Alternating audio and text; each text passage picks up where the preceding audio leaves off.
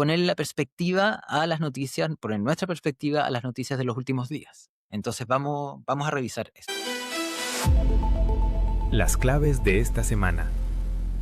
Datos duros para una república vigilante en Informe Chile. ¿Qué ha pasado? Nicolás Maduro fue capturado junto a su mujer, Silvia Flores, por Estados Unidos el 3 de enero de 2026 en Caracas. Fueron trasladados a Nueva York con cargos de narcotráfico, narcoterrorismo y tráfico de armas. Una argumentación muy utilitaria para que Donald Trump pudiera hacer esto sin el permiso, sin la autorización de el Congreso, que era lo que correspondía, lo que está significando una disputa interior. Y bueno, y ese va a ser, por supuesto, el tema principal que vamos a conversar con el invitado del día de hoy.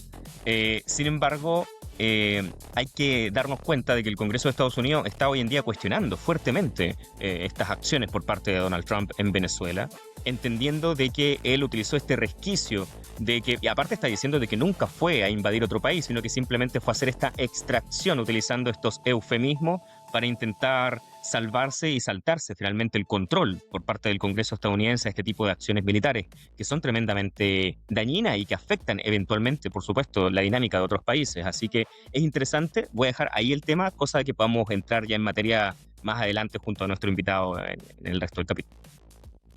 Y todas las noticias tienen que ver más o menos con el mismo tema. Una encuesta en Panel Ciudadano de UDD entre el 3 y el 4 de enero decía que el 69% de los chilenos estaba de acuerdo con la intervención de Estados Unidos en Venezuela y el 59% consideraba que era un impacto positivo para Chile. También el 93% de los venezolanos en Chile apoyaban la operación.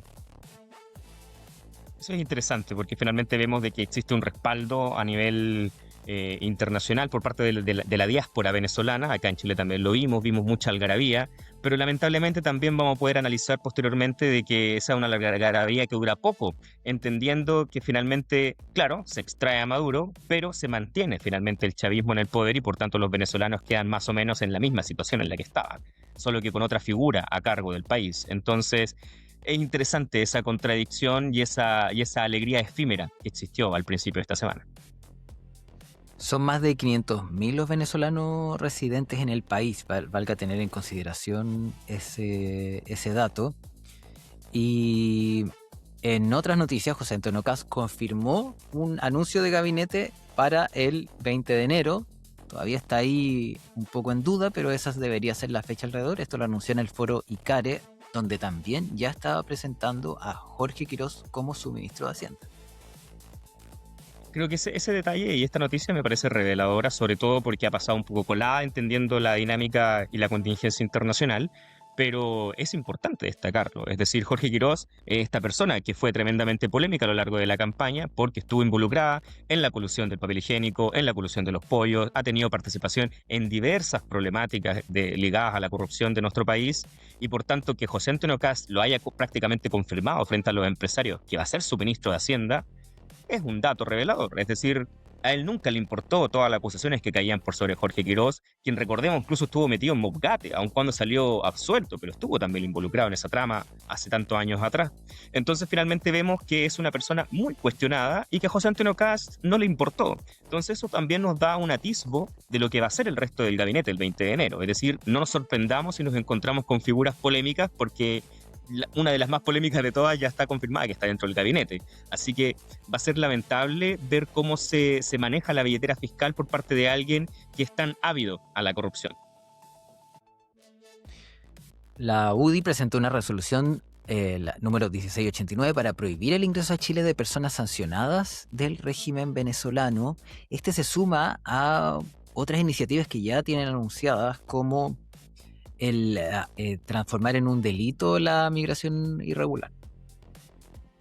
Exactamente, sí. Sí, bueno, son medidas que también están un poco anteponiéndose a lo que podría ocurrir. Es decir, curiosamente, contrario a lo que se pensaba en inicio, el hecho de que la mayoría pensaba que al hecho de ya no estar Maduro, muchos venezolanos iban a querer regresar a Venezuela, en realidad va a ocurrir lo contrario. Vemos incluso que en la frontera de Venezuela había mucha gente saliendo del país, entendiendo de que el país iba a caer en una dinámica de inestabilidad inevitable, entendiendo que ya no estaba la máxima figura y que además el chavismo de una u otra forma seguía presente en un acuerdo un poco raro, un poco extraño con Estados Unidos.